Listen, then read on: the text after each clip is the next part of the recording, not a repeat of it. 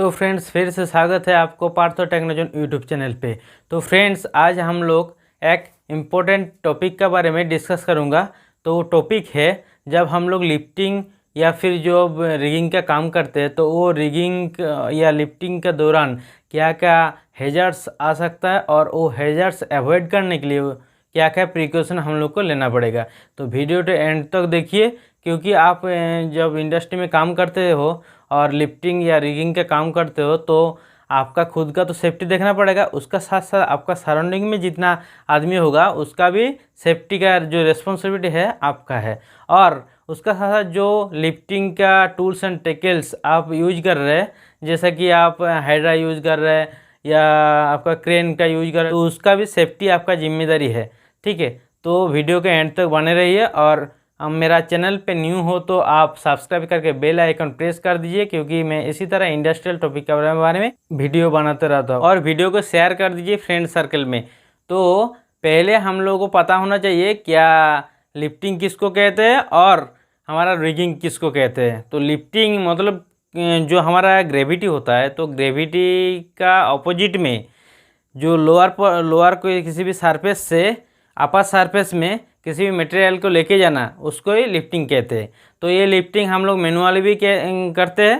जो और जो हैवी लोड होगा तो उसको हम लोग जो हाइड्रा या फिर आपका जो क्रेन होता है वो लेके हम लोग वो काम करते हैं। उसके बाद आप देखिए जो हमारा रिगिंग है, तो रिगिंग क्या है, जो लिफ्टिंग ये सब लिफ्टिंग का जो काम है वो करने के लिए एक तो जो सेफली प्रोसीड्यूर होता है, तो वो प्रोसीड्यूर को हम लोग रिगिंग कहते हैं, और जो वो काम करते हैं उसको रिगर कहते हैं। तो चलिए हम लोग एक एक करके क्या क्या हैजर्ड्स आता है वो डिस्कस करूँगा एक एक पॉइंट करके। उसके बाद वो हैजर्ड्स को अवॉइड करने के लिए क्या क्या प्रिकॉशन लेना पड़ेगा वो बाद में एक एक पॉइंट करके हम लोग डिस्कस करेंगे। तो चलिए वीडियो को करते हैं शुरू। तो पहले का जो हैजर्ड्स है, पहले का जो पॉइंट आ जाएगा हैजर्ड्स का, वो है क्रेन फेल्योर।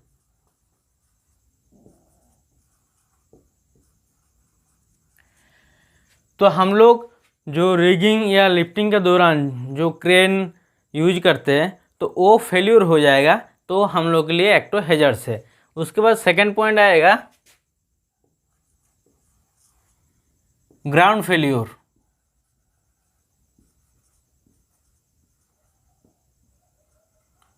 यानी कि जो ग्राउंड पे हम लोग क्रेन या हाइड्रा रखा हो तो वो ग्राउंड अच्छा नहीं होगा, तो हमारा जो क्रेन या हाइड्रा पलट सकता है, तो वो भी एक तो हैजर्ड्स है।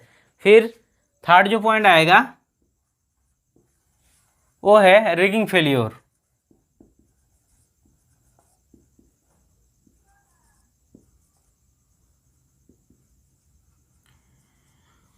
जो लिफ्टिंग या रिगिंग के दौरान हम लोग प्रोसीड्यूर जो फॉलो करते हैं वो अच्छा से फॉलो नहीं करेंगे तो वो भी हम लोग के लिए एक तो हैजर्ड्स है।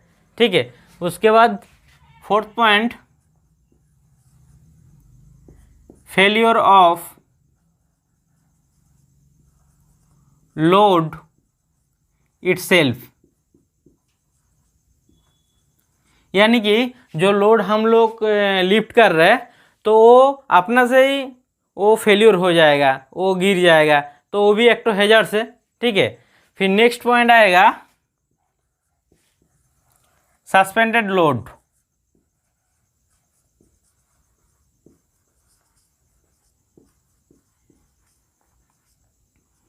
जहाँ पे हम लोग ये सब काम करते हैं, जो लिफ्टिंग या रिगिंग का काम करते हैं, वहाँ पे हम लोग को हर टाइम ध्यान में रखना पड़ेगा, क्योंकि बहुत टाइम क्या होता है इंडस्ट्री में ऊपर में ऐसा जो सस्पेंडेड जो मटेरियल क्या कुछ सामान रहता है तो वो गिर जाएगा आपका ऊपर, तो वो भी एक तो हैजर्ड्स है। ठीक है, जो लटका हुआ सामान रहता है ना वो गिर जाएगा, तो वो भी एक तो हैजर्ड हो जाएगा।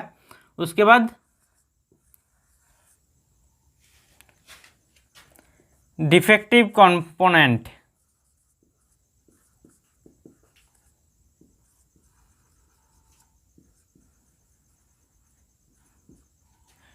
हम लोग जो कंपोनेंट यूज करते हैं जो रिगिंग के दौरान क्या लिफ्टिंग के दौरान, उसमें डिफेक्ट रहेगा। जैसा कि जो हम लोग बेल्ट स्लिंग यूज करते हैं, जो वार रोफ स्लिंग यूज करते हैं, क्या जो डी सेकेल यूज करते हैं।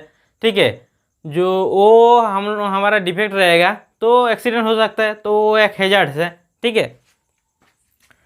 फिर 7 नंबर में आएगा ओवरहेड पावर लाइन। जहाँ पे हम लोग रिगिंग या लिफ्टिंग का काम कर रहे हैं उसका ऊपर में किसी भी जो इलेक्ट्रिकल का पावर लाइन गया है तो उसमें टच हो जाएगा तो वो हैजार्ड्स है हमारे लिए। ठीक है। तो ये हो गया हमारा हैजार्ड्स का पॉइंट। ठीक है। उसके बाद हम लोग देखेंगे ये जो हैजार्ड्स है उसको अवॉइड करने के लिए क्या क्या हम लोग को प्रिकॉशन लेना पड़ेगा। ठीक है। तो प्रिकॉशन का जो फर्स्ट पॉइंट वो आएगा टेक वर्क परमिट।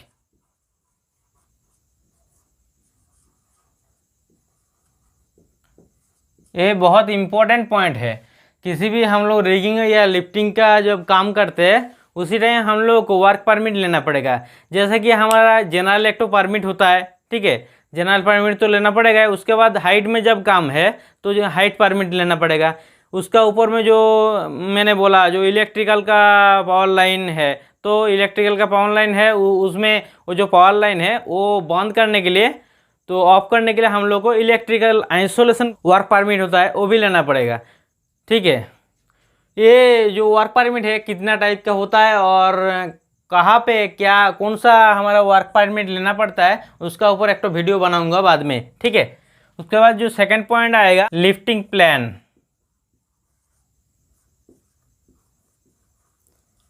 जब हम लोग लिफ्टिंग का या जो रिगिंग का काम करते हैं तो उसका दौरान हमारा उससे पहले ही हमारा एक तो लिफ्टिंग का प्लान होना चाहिए। जो कैसे हम लोग ये काम करेंगे, किसी भी मटेरियल को लिफ्ट करेंगे तो कैसे करेंगे, कहाँ पे ऊपर वहाँ पे ऊपर में लेके कहाँ पे रखेंगे, ये सब पूरा एक तो प्लान होना चाहिए। ठीक है। फिर थर्ड नंबर आएगा tagline.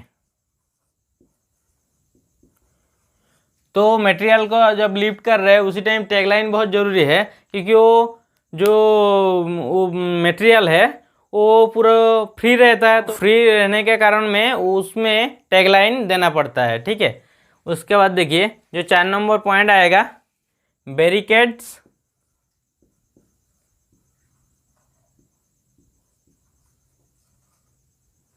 And barricades and sign board. तो जहाँ पे रिगिंग या शिफ्टिंग का काम करते हैं लिफ्टिंग का काम करते हैं तो वहाँ पे बैरिकेड देना पड़ेगा और साइन बोर्ड लगाना पड़ेगा। डेंजर जो साइन बोर्ड होता है वो लगाना पड़ेगा क्योंकि बाहर से कोई जा रहा है किसी को मालूम नहीं है तो उसको मालूम पड़ जाएगा यहाँ पे कोई लिफ्टिंग या रिगिंग का काम हो रहा है तो उधर नहीं जाएगा, उसका नीचे नहीं जाएगा। ठीक है। उसके बाद 5 नंबर में आएगा थर्ड पार्टी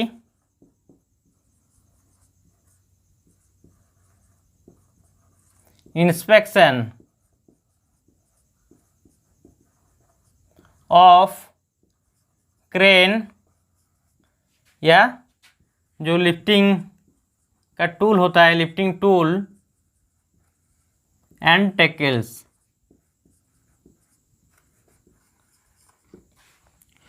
तो हमारा जो लिफ्टिंग का टूल्स एंड टेकल्स यूज करते हैं क्या, जैसा कि हमारा क्रेन हो गया, हाइड्रा हो गया, तो थर्ड पार्टी से उसको इंस्पेक्शन रेगुलरली करना पड़ेगा। नहीं तो वो किसी भी फॉल्ट रहेगा उसमें तो वो हमारे लिए एक तो हैजर्ड्स है। ठीक है। उसके बाद 6 जो पॉइंट आएगा ट्रेंड परसेंट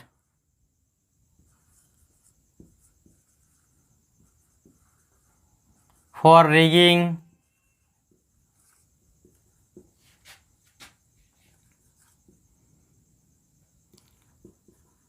जो सिग्नल मैन होता है, सिग्नल मैन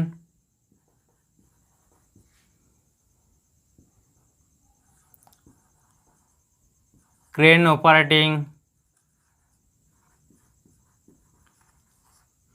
तो जो हमारा रिगिंग का काम होता है तो उसमें जो रिगर है उसको ट्रेन होना चाहिए, अच्छा से ट्रेन होना चाहिए वो। और जो हमारा ऑपरेटर होता है क्रेन ऑपरेटर के हाइड्रा ऑपरेटर उसको भी अच्छा से जो ट्रेन होना चाहिए, और जो सिग्नल मैन होता है जो सिग्नल देता है उसको भी अच्छा से ट्रेन होना चाहिए, किसी भी थर्ड पार्टी से उसका सर्टिफिकेट होना चाहिए, वो काम करने के लिए वो एलिजिबल है। ठीक है, फिर 7 नंबर पॉइंट आएगा, do not stand under suspended load.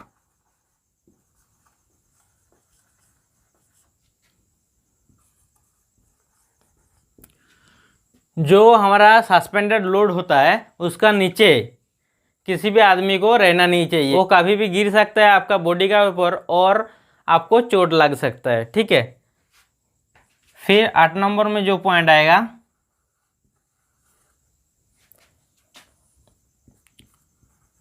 Do not use defective rigging materials.